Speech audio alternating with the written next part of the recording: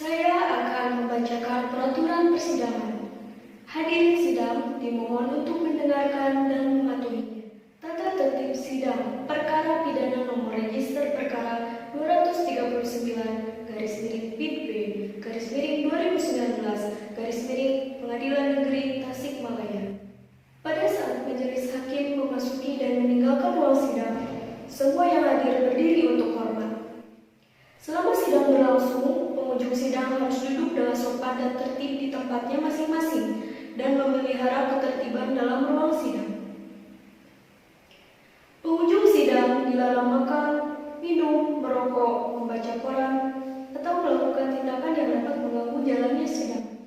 Dalam ruang sidang, siapapun wajib menunjukkan sikap hormat kepada pengadilan. Siapapun dilarang membawa senjata api, senjata tajam, bahan peledak, atau alat maupun benda yang dapat membahayakan keamanan sidang, dan siapa yang membawanya wajib menitipkan pada tempat yang disediakan khusus. Segala sesuatu yang diperintahkan oleh ketua sidang untuk memelihara tata tertib di persidangan wajib dilaksanakan dengan segera dan cermat. Tanpa surat perintah, petugas keamanan pengadilan karena tugas jabatannya dapat mengadakan penggeledahan badan untuk menjamin bahwa kehadiran seseorang di ruang sidang tidak membawa senjata, bahan, atau alat maupun benda yang dapat membahayakan keamanan sidang. Pengambilan foto, rekaman suara, atau rekaman TV harus meminta izin terlebih dahulu kepada hakim ketua sidang. Siapapun di sidang pengadilan bersikap tidak sesuai dengan martabat pengadilan dan tidak menaati tata tertib persidangan, dan setelah hakim ketua sidang memberi peringatan masih tetap melanggar tata tertib tersebut, maka atas perintah hakim ketua sidang yang bersangkutan dikeluarkan dari ruang sidang, dan apabila pelanggaran tata tertib dimaksudkan bersifat suatu tindakan pidana, tidak mengurangi kemungkinan dilakukan penuntutan terhadap pelakunya. Kepada jaksa penuntut umum, dipersilahkan masuk. Kepada majelis hakim, dipersilahkan untuk memasuki ruangan. Hadirin dimohon berdiri. Kepada terdakwa, penasihat hukum, dan saksi dipersilahkan masuk. Hadirin dipersilahkan untuk duduk kembali. Semuanya sudah menempati tempatnya masing-masing. Mari kita awali persidangan ini dengan berdoa menurut agamanya masing-masing. Berdoa mulai. Selesai, semoga sidang ini dapat berjalan dengan lancar dan adil. Sidang Pengadilan Negeri Kota Tasikmalaya yang memeriksa dan mengadili perkara pidana nomor 239 PID B 2019 PN TSM atas nama terdakwa Muhammad Yusuf Ansori pada hari Jumat tanggal 18 dinyatakan dibuka dan terbuka untuk umum.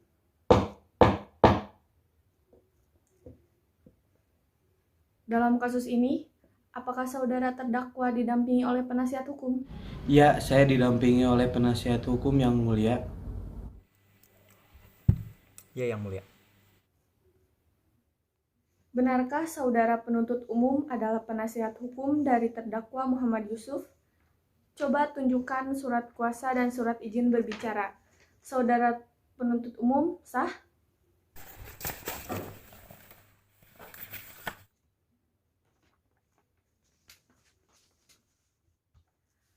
Baiklah, untuk saat ini, perkara saudara akan dipersidangkan di Pengadilan Negeri Kota Tasikmalaya. Jadi, segala sesuatu yang terjadi pada waktu persidangan, mohon Anda dengarkan dengan baik. Selanjutnya, Hakim Ketua memerintahkan jaksa penuntut umum untuk membacakan dakwaannya. Bagaimana saudara jaksa penuntut umum? Apakah sudah siap dengan dakwaannya? Dalam kasus ini, terdakwa didakwa dengan dakwaan sebagai berikut. Kejaksaan Negeri Kota Tasikmalaya, P-29, untuk keadilan. Surat dakwaan, No Reg-Per .2 PDM strip 236, garis miring TSM, garis miring 9, garis miring 2020. 1. Identitas terdakwa. Nama lengkap: Muhammad Yusuf alias Ucup bin Haji Beni. Tempat lahir Tasikmalaya. Umur atau tanggal lahir 18 tahun atau 20 Maret 2002. jenis kelamin laki-laki, kebangsaan Indonesia, tempat tinggal Jalan SKP nomor 9, RT RW 004 010, Kecamatan Tawang, Kota Tasikmalaya, agama Islam, pekerjaan pelajar. 2. Penahanan. Penyidik, Rutan Polsek Tasikmalaya, tanggal 23 bulan 9 tahun 2020, perpanjangan penahanan Rutan Polsek Tasikmalaya, tanggal 23 bulan 9 tahun 2020 sampai dengan tanggal 27 bulan 11 tahun 2021. 3. Dakwaan. Bahwa terdakwa Muhammad Yusuf alias Ucup bin Haji Beni pada hari Jumat tanggal 12 September 2020 sekitar pukul 22.30 WIB atau setidaknya pada waktu-waktu lain bertempat di Jalan R.E. Martadinata, Kelurahan Panyingkiran, Kecamatan Indihiyang, Kota Tasikmalaya, atau setidak-tidaknya pada tempat lain yang masih termasuk dalam daerah hukum Pengadilan Negeri Tasikmalaya, menguasai, memiliki, menyimpan, membawa senjata tajam tanpa hak dan tidak ada hubungannya dengan mata pencahariannya. Perbuatan mana terdakwa dilakukan dengan cara sebagai berikut. Telah dengan sengaja dilakukan perbuatan pembunuhan karena tidak tahan menahan amarah terhadap korban Lulu yang dilakukan oleh terdakwa dengan cara sebagai berikut. Bahwa terdakwa adalah seorang siswa SMA Negeri 2 Tasikmalaya kelas 12 MIPA 7 yang terletak di Jalan R.E. Martadinata nomor 261 Tasikmalaya. Bahwa terdakwa telah merencanakan pembunuhan sejak lama. Bahwa sekitar jam 22.30 WIB atau setidak-tidaknya pada hari Jumat 12 September 2020, terdakwa sudah memata-matai korban. Bahwa sebelum terjadinya pembunuhan, terdakwa dinyatakan positif mengonsumsi narkotika jenis morfin. Bahwa terjadi kesalahpahaman antara korban dengan terdakwa yang membuat terdakwa naik pitam dan mengambil pisau dalam tas milik terdakwa. Lalu, terdakwa menikamkan pisau pada bagian wajah lalu leher korban sebanyak 7 kali. Lalu menusuk bagian perut korban dan terdakwa langsung melarikan diri. Bahwa surat hasil visum et repertum Rumah Sakit Desa Kartini yang ditandatangani oleh Dr. Santika Haryanti, SPFK, tanggal 15 September 2020 menyatakan adanya luka tusukan pada wajah sebanyak 5 kali, leher sebanyak 7 kali dengan kedalaman 10 cm dan panjang 7 cm, dan luka tusukan pada perut kanan korban sebanyak 2 kali dengan kedalaman 8 cm dan panjang 6 cm. Perbuatan terdakwa sebagaimana diatur dan diancam pidana dalam pasal 340 KUHP. Tasikmalaya, 23 September 2020. Jaksa Penuntut Umum Muhammad Wildan, SH. Apakah saudara telah mengerti dengan surat dakwaan yang telah dibacakan oleh penuntut umum tadi? Bagaimana saudara sebagai penasihat hukum? Apakah akan melakukan pembelaan hukum terhadap dakwaan dari saudara penuntut umum? Ya, saya mengerti Yang Mulia. Baik Yang Mulia, saya akan melakukan pembelaan. Jadi, menurut hasil rekonstruksi ulang dan hasil penelitian ulang yang saya lakukan, saya menemukan ada kesalahan yang dilakukan oleh petugas polisi, yaitu ketika mereka menyatakan bahwa tersangka ketika melakukan pembunuhan sudah terlebih dahulu mengonsumsi narkotika jenis morfin. Kenyataannya itu tidak benar Yang Mulia. Kenyataannya bahwa tersangka hanyalah mengonsumsi obat-obatan yang dianjurkan oleh dokter karena dia merasa tidak enak badan. Silahkan bacakan eksepsi dari saudara. Izin Yang Mulia, saya akan membacakan nota keberatan yang saya ajukan. Atas surat dakwaan dalam perkara pidana nomor register perkara 239 pidana B 2019 Pengadilan Negeri Tasikmalaya atas nama terdakwa Muhammad Yusuf. Dakwaan primair pasal 340 Kitab Undang-Undang Hukum Pidana. Dakwaan subsidiar pasal 338 Kitab Undang-Undang Hukum Pidana. A. Pendahuluan. Majelis hakim yang kami muliakan, saudara jaksa penuntut umum serta hadirin persidangan yang kami hormati. Pertama-tama, marilah kita panjatkan puji syukur kehadirat Tuhan Yang Maha Esa, karena dengan nikmat kesehatan yang diberikannya, kita semua yang hadir dalam persidangan ini dapat mengikuti proses persidangan yang mulia ini. Bahwa dengan ini kami selaku penasihat hukum terdakwa menyampaikan terima kasih kepada Majelis Hakim atas kesempatan yang diberikan untuk mengajukan nota keberatan atau eksepsi terhadap surat dakwaan penuntut umum dalam perkara atas nama Muhammad Yusuf alias Ucup bin Haji Beni. Eksepsi ini kami sampaikan dengan pertimbangan bahwa ada hal-hal yang prinsipal yang perlu kami sampaikan berkaitan demi tegaknya hukum, kebenaran, dan keadilan, dan demi memastikan terpenuhnya keadilan yang menjadi hak asasi manusia sebagaimana tercantum dalam pasal 17 Deklarasi Universal HAM, pasal 14 ayat 1 Konvenen Hak Sipil dan Politik yang telah diratifikasi menjadi Undang-Undang Nomor 12 Tahun 2005 tentang pengesahan International Covenant on Civil and Political Rights. Pasal 27 ayat 1, pasal 28D ayat 1 Undang-Undang Dasar 1945 pasal 7 dan pasal 8 TAP MPR nomor 17 tahun 1998 tentang hak asasi manusia, pasal 17 Undang-Undang nomor 39 tahun 1999 tentang hak asasi manusia, di mana semua orang adalah sama di mana hukum dan tanpa diskriminasi apapun serta berhak atas perlindungan hukum yang sama. Pengajuan eksepsi atau keberatan ini juga didasarkan pada terdakwa sebagaimana diatur dalam pasal 156 ayat 1 Undang-Undang KUHP yang mengatur sebagai berikut. Dalam hal ini, terdakwa atau penasihat hukum mengajukan keberatan bahwa pengadilan tidak berwenang mengadili perkara atau dakwaan tidak dapat diterima atau surat dakwaan harus dibatalkan. Maka setelah diberi kesempatan oleh jaksa penuntut umum untuk menyatakan pendapatnya, hakim mempertimbangkan keberatan tersebut untuk selanjutnya mengambil keputusan.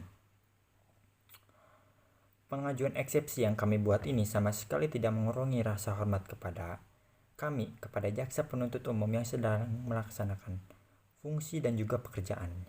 Serta juga pengajuan eksepsi ini tidak semata-mata mencari kesalahan dari dakwaan yang jaksa penuntut umum ajukan. Namun ada hal yang sangat fundamental untuk dapat diketahui majelis hakim dan saudara jaksa penuntut umum dan demi tegaknya keadilan sebagaimana semboyan yang sudah kita junjung bersama selaku penegak hukum yakni Fiat Jusnurut Salum.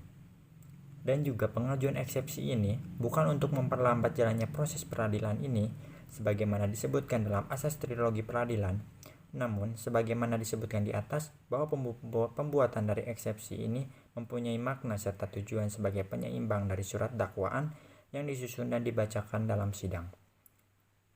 Kami selaku penasihat hukum terdakwa percaya bahwa majelis hakim akan mempertimbangkan dan mencermati segala masalah hukum tersebut, sehingga dalam keberatan ini kami mencoba untuk menggugah hati nurani majelis hakim agar tidak semata-mata melihat permasalahan ini dari kacamata atau sudut pandang yuridis atau hukum positif yang ada semata-mata, namun menekankan nilai-nilai keadilan yang hidup dalam masyarakat yang tentunya dapat meringankan hukum terdakwa.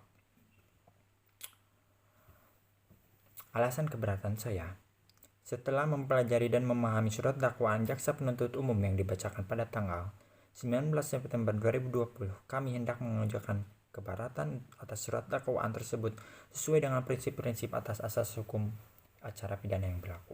Yang pertama, pemeriksaan yang cacat hukum. Dalam hubungan dengan proses penerapan hukum atau pemeriksaan, guna pembuatan BAP yang menyangkut saudara Muhammad Yusuf, kami menilai bahwa pemeriksaan tingkat penyidik klien kami tidak mendapat bantuan hukum yang sebenarnya. Padahal dalam pasal 54 Kitab Undang-Undang Hukum Acara Pidana menyebutkan dengan tegas bahwa guna kepentingan pembelaan, tersangka atau terdakwa berhak mendapat bantuan hukum selama dalam waktu dan setiap tingkat pemeriksaan. Penutupnya, Ketua Majelis Hukum yang terhormat, jaksa penuntut umum yang saya hormati, hadirin sidang yang saya hormati. Berdasarkan uraian yang di atas, saya berkesimpulan bahwa yang pertama, surat dakwaan jaksa penuntut umum adalah cacat hukum. Oleh karena itu, kami mohon kepada Ketua Majelis Hakim untuk memberikan putusan yang seadil-adilnya. Terima kasih. Saudara penuntut umum, bagaimana tanggapan saudara terhadap eksepsi yang dibacakan penasihat hukum tadi? Maaf Yang Mulia, eksepsi yang dibacakan penasihat hukum terdakwa memang sudah baik. Menurut saya, eksepsi yang dibacakan oleh penasihat hukum terdakwa tidak sesuai dengan dakwaan kasus yang telah saya bacakan. Bahwa apa yang dibacakan dalam eksepsi penasihat hukum terdakwa disebutkan bahwa ada cacat hukum dan tidak kejelasan dalam surat dakwaan. Tentu saja kami tidak semena-mena dalam membuat surat dakwaan. Kami menyelidiki terdakwa maupun saksi sesuai dengan ketentuan hukum yang berlaku. Tetapi penasehat hukum terdakwa mengatakan bahwa terdakwa tidak mengonsumsi narkotika. Padahal kami sudah melakukan berbagai tes sesuai dengan ketentuan yang berlaku.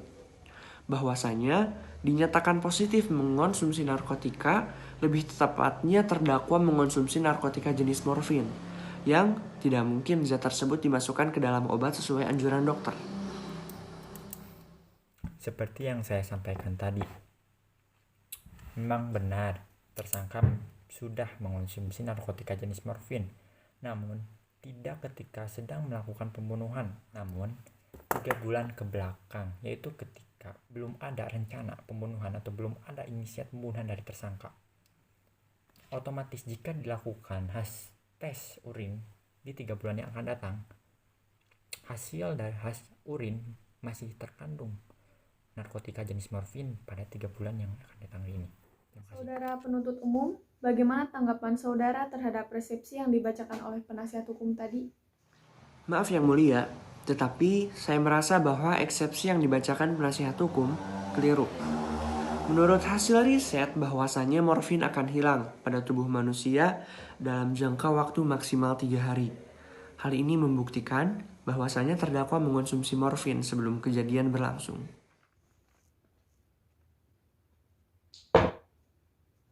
Saudara terdakwa, penuntut umum dan penasihat hukum, demikian putusan sela dari majelis hukum. Sesuai dengan pelanggaran primer pasal 170 ayat 2 ke 1 KUHP dan pelanggaran subsiden pasal 170 ayat 2 ke 1 KUHP, saudara dapat mengajukan keputusan dari sela ini kepada pengadilan negeri. Maka untuk itu, silakan hubungi ke Panitera. Acara persidangan akan dilanjutkan dengan pembuktian. Bagaimana saudara penuntut umum? Sudah siap dengan alat bukti dan tuntutannya? Silakan baca tuntutannya. 1. Menyatakan terdakwa Muhammad Yusuf bersalah karena tuduhan pembunuhan berencana pasal 340 KUHP, pasal 338 KUHP, dan tuduhan mengonsumsi narkotika pasal 27 ayat 3 UU Narkotika. 2. Menjatuhkan pidana terhadap Muhammad Yusuf dengan pidana hukuman mati atau penjara seumur hidup atau penjara selama-lamanya 20 tahun. Penuntut umum, apakah saksi sudah siap? Silakan dipanggil ke persidangan. Sudah yang mulia. Baiklah kepada saksi, sesuai dengan pasal 160 ayat 3 KUHP, sebelum diminta keterangannya, saudara akan disumpah dulu sesuai dengan agamanya. Saudara saksi siap? Ya, saya siap yang mulia. Sumpah, demi Allah saya bersumpah. Demi Allah, saya bersumpah Bahwa saya akan memenuhi kewajiban hakim dengan sebaik-baiknya dan seadil-adilnya. bahwa saya akan memenuhi kewajiban hakim dengan sebaik-baiknya dan seadil-adilnya, Memegang teguh Undang-Undang Dasar Negara Republik Indonesia tahun 1945. memegang teguh Undang-Undang Negara Republik Indonesia tahun 1945, dan menjalankan segala peraturan perundang-undangan dengan seluruh-seluruhnya. dan menjalankan segala peraturan perundang-undangan dengan seluruh-seluruhnya, Menurut Undang-Undang Dasar Negara Republik Indonesia tahun 1945. menurut Undang-Undang Negara Republik Indonesia tahun 1945, serta berbakti kepada nusa dan negara. serta berbakti kepada nusa dan bangsa. Janji. Saya berjanji bahwa Saya berjanji bahwa saya dengan sungguh-sungguh akan memenuhi kewajiban hakim dengan sebaik-baiknya dan seadil-adilnya. saya dengan sungguh-sungguh akan memenuhi kewajiban hakim dengan sebaik-baiknya dan seadil-adilnya, Memegang teguh Undang-Undang Dasar Negara Republik Indonesia tahun 1945. memegang teguh Undang-Undang Dasar Negara Republik Indonesia tahun 1945, dan menjalankan segala peraturan perundang-undangan dengan seluruh-seluruhnya menurut Undang-Undang Dasar Negara Republik Indonesia tahun 1945. dan menjalankan segala peraturan perundang-undangan dengan seluruh-seluruhnya menurut Undang-Undang Dasar Negara Republik Indonesia tahun 1945 serta berbakti kepada nusa dan bangsa. Baiklah, Anda telah berjanji, jadi kami mohon dalam memberikan keterangan nantinya harus sesuai dengan keterangan yang sebenarnya. Karena Anda dapat dipidana sesuai dengan pasal 351 ayat 2 KUHP apabila Anda memberikan keterangan palsu dengan hukuman maksimal 10 bulan penjara dan denda sebesar 200 juta dengan percobaan pembunuhan. Apakah saudara sehat hari ini dan siap mengikuti persidangan hari ini? Alhamdulillah saya sehat dan siap mengikuti persidangan ini. Benar, Anda bernama Lulu Zulfa, umur 17 tahun, pekerjaan sebagai pelajar? Benar, Yang Mulia. Apakah saudara kenal dengan terdakwa dan korban sebelumnya? Ada hubungan apa darahkah saudara dengan terdakwa atau korban? Iya, saya mengenal Yang Mulia, dan saya tidak ada hubungan darah di antara kedua pihak, hanya teman kelas. Apa yang Anda ketahui tentang terdakwa dan korban? Sepengetahuan saya, terdakwa dan korban memiliki hubungan yang kurang baik dikarenakan masalah percintaan. Silakan kepada jaksa penuntut umum untuk mengajukan pertanyaan kepada saksi. Ya, Yang Mulia, kepada saksi, jelaskan apa yang Anda ketahui dalam kasus ini. Yang saya ketahui beberapa jam sebelum kejadian, terdakwa terlihat sering mengikuti korban dan ekspresi terdakwa menunjukkan dendam atau sedang marah. Penuntut umum, apakah masih ada pertanyaan? Saudara penasihat hukum, saudara terdakwa, apakah keterangan dari saksi tadi sudah jelas? Ya, selanjutnya pembelaan dari terdakwa. Silahkan penasihat hukum. Terima kasih Yang Mulia. Majelis hukum yang kami muliakan, saudara jaksa penuntut umum dan sidang yang kami muliakan, perkenanlah kami memohon kepada majelis yang memeriksa dan mengadili perkara ini agar, yang pertama, menyatakan terdakwa tidak terbukti secara sah dan meyakinkan menurut hukum melakukan tindak pidana yang didakwaan dalam surat dakwaan. Yang kedua, membebaskan terdakwa dari dakwaan primair dan dakwaan subsidiar tersebut sesuai dengan pasal 191 ayat 1 KUHP untuk setidak-tidaknya melepaskan terdakwa dari semua tuntutan hukum sesuai dengan pasal 191 ayat 2 KUHP. Yang ketiga, mengembalikan kemampuan, nama baik, harkat, dan martabat terdakwa ke dalam kedudukan semula. Dan yang terakhir, membebankan ongkos perkara kepada negara. Atau apabila majelis hukum berpendapat lain, mohon putusan seadil-adilnya sesuai dengan ketentuan hukum yang berlaku. Terima kasih.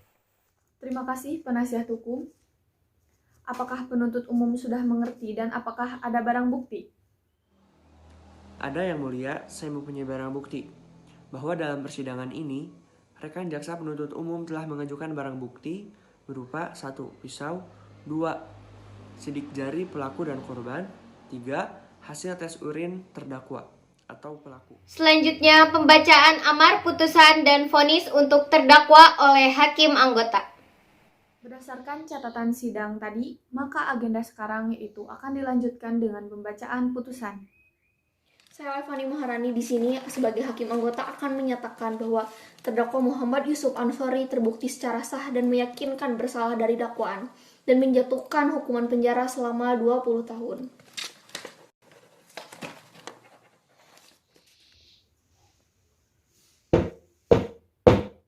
Sidang kasus pidana tingkat pertama hari Jumat tanggal 18 September 2020 di Pengadilan Negeri Kota Tasikmalaya berakhir dengan hasil terdakwa atas nama Muhammad Yusuf dijatuhkan hukuman dengan pasal berlapis selama 20 tahun penjara.